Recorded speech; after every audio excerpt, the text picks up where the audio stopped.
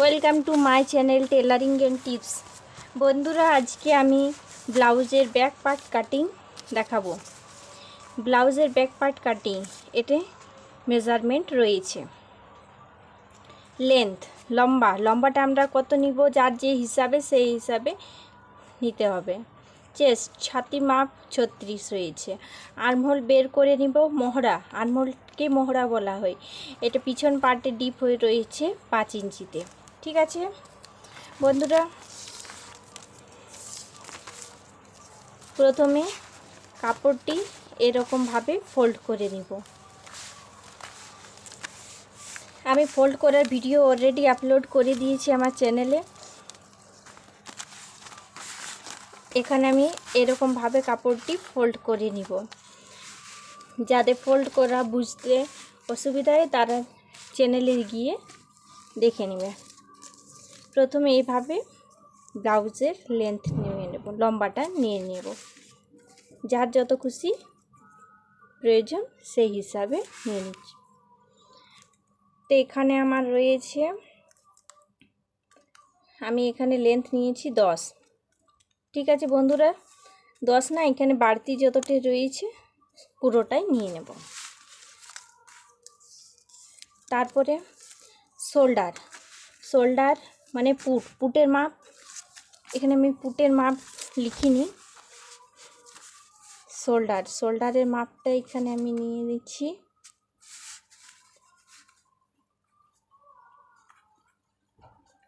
Shoulder হচ্ছে 14 ইঞ্চিতে।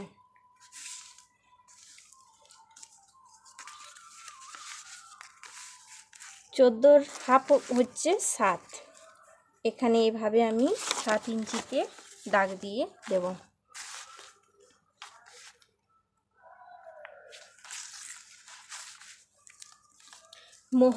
মোহরা মানে হচ্ছে আর্মহোল আমরা কিভাবে বার করব? চেস্টে যা মাপ রয়েছে সেটাকে আমাকে 4 দিয়ে ভাগ করে নিতে হবে। এই চেস্টের মাপ যা রয়েছে তাকে আমাকে 4 দিয়ে ডিভাইডেড করতে হবে। এই 36 ডিভাইডেড বাই 4, 4 9 36, এভাবে আমাদের 9 বের হলো। কিন্তু এখানে আমি 9 নিব না, এখানে আমাকে 7.5 নিব। কারণ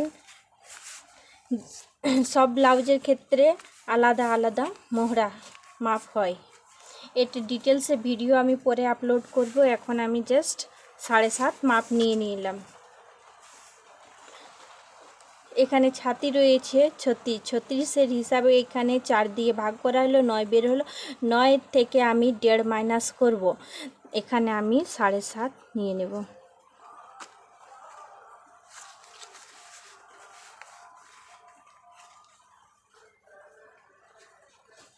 এভাবে আমি 7.5 নিয়ে নেব।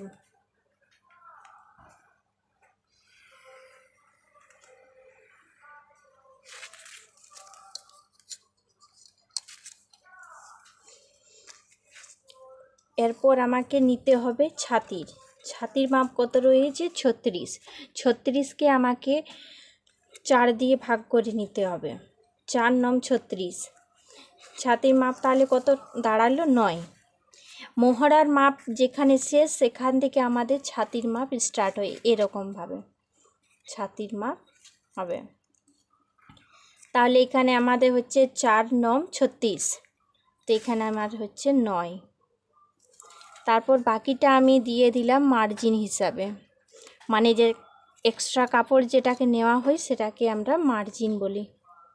এরকমভাবে আমরা নিয়ে নেব।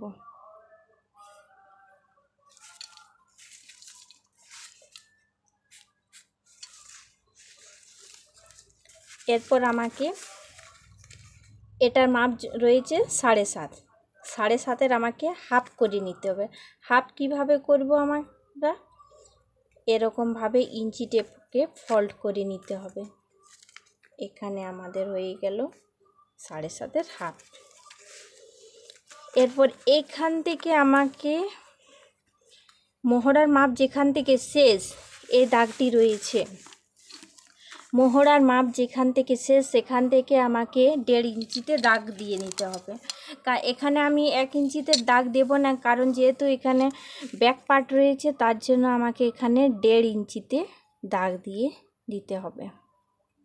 এরকমভাবে এখান থেকে 1.5 ইঞ্চিতে ফ্রন্ট পার্ট হলে আমাকে 1 ইঞ্চিতে দাগ দিতে হতো। এরপর এটাকে আমরা গলায়ের শেপ দিয়ে দেব। এরকমভাবে গলায়ের শেপ দিয়ে দেব। নিচ দিকে একটু জাস্ট নিচে নামিয়ে দেব। এখানে ছাতির মাপ নেওয়া হয়ে গেছে অলরেডি। ছাতির মাপ আমি 9 ইঞ্চিতে দিয়েছি, কিন্তু আমি 9 ইঞ্চিতে আমাদের ফিটিংসের মাপ রয়েছে, যেখান থেকে আমরা ব্লাউজটা ফিটিং করতে পারি, কিন্তু বাকিটা আমি সেলাই মার্জিন রেখেছি, কাপড় এক্সট্রা রেখেছি। তো এখানে আমি আর কিছু দাগ দিচ্ছি না, থাক এখানে আমাদের মার্জিন বলে থাক, এম মানে মার্জিন হয়ে গেল। এরপর আমাকে গলার চওড়া নিতে হবে। এখানে আমি গলার চওড়া কত নেব, 2.5 ইঞ্চিতে নেব। এরকমভাবে গলার চওড়াটা নিলাম। ডিপটা কত রয়েছে আমার এখানে, ডিপ রয়েছে 5 ইঞ্চিতে। তো এরকমভাবে আমাকে 5 ইঞ্চিতে গলার ডিপটা নিয়ে নিতে হবে।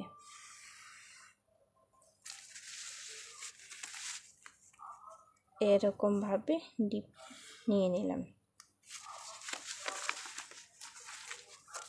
এখানেও সেম প্রসেসে এরকমভাবে দাগ দেওয়ার পরে 5 ইঞ্চিতে করলাম, এরকমভাবে 2.5 আমাকে দাগ দিয়ে পর এখানে এরকমভাবে গলায়ের শেপ দিয়ে দিতে হবে। হয়ে গেল। এরপর আমাকে কোমরের মাপ কত রয়েছে, কোমরের মাপ রয়েছে 28 ইঞ্চিতে। 28 ইঞ্চি, 28কে আমাকে কোমরের মাপটা রয়েছে 28। এরপর 28কে আমাকে 4 দিয়ে ভাগ করতে হবে। এইরকমভাবে 4 7 28, তাহলে এখানে কত বের হলো, 7। এরকমভাবে আমি 7 ইঞ্চিতে দাগ দিব। আর 1 ইঞ্চি আমাকে বাড়তি নিতে হবে টাক্সের জন্য। টাক্স বসানোর ক্ষেত্রে আমাকে 1 ইঞ্চি বাড়তি নিতে হবে। এখানে বাকিটা আমি সেলাই মার্জিন হিসাবে রেখে দিলাম, কোনো বাড়তি নিলাম না। এখান থেকে আমাদের ফিটিংসের দাগ রয়েছে, এরকমভাবে আমাদের সেম ফিটিংসের দাগ রয়েছে। এরপর কি করতে হবে, এইখান থেকে আমাকে শোল্ডার ডাউন করে নিতে হবে। 1/2 ইঞ্চিতে আমি শোল্ডার ডাউন করে নেব। বন্ধুরা, যাদের ইঞ্চিতে বুঝতে অসুবিধা হচ্ছে 1/2 ইঞ্চি 1 ইঞ্চি, তারা ভিডিও আমার আপলোড করা আছে, তারা অবশ্যই চ্যানেলে গিয়ে দেখে নেবে। এরকমভাবে আমি 1/2 ইঞ্চিতে শোল্ডার ডাউন করে নিলাম। হলো। তারপর এখানে টাক্সের মাপ বসাতে হবে। টাক্সের মাপ কিভাবে বসাবো, যে এই 28 রয়েছে, 28কে আমাকে 10 দিয়ে ভাগ করে নিতে হবে। 10 দিয়ে ভাগ করলে কত হবে, 2.8 ইঞ্চিতে আমাকে দাগটি বসায় নিতে হবে। তারপরে আমাকে এরকমভাবে বসিয়ে নেব। তারপরে বসিয়ে নেওয়ার পর সেম প্রসেসে এরকমভাবে 2.8 ইঞ্চিতে বসানে এখানে এরকমভাবে একটি দাগ দিয়ে দেব। তারপরে এই রকমভাবে 1/2 ইঞ্চিতে, তারপরে এভাবে 1/2 ইঞ্চিতে দাগ দিয়ে দেব। দুদিক থেকে দাগ দেওয়ার পরে এরকমভাবে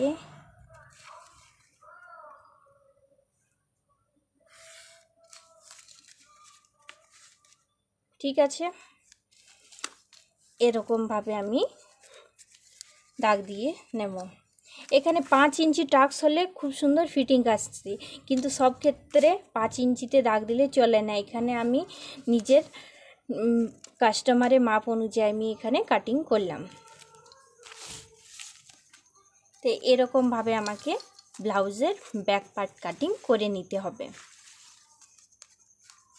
আরও ডিটেলসে আমি ভিডিও আপলোড করব। এখানে আমি জাস্ট ব্লাউজের ব্যাক পার্টের কাটিংটি দেখালাম একদম সহজ উপায়ে। এরকমভাবে কাটিং করে, যারা বিগিনার রয়েছে তারা প্রথমে ফরমাতে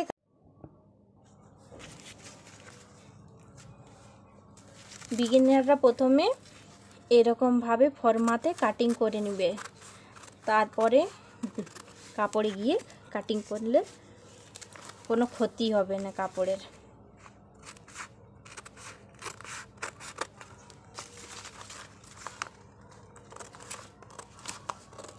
এরকমভাবে বন্ধুরা এরকমভাবে আমি কাটিং করে নিলাম।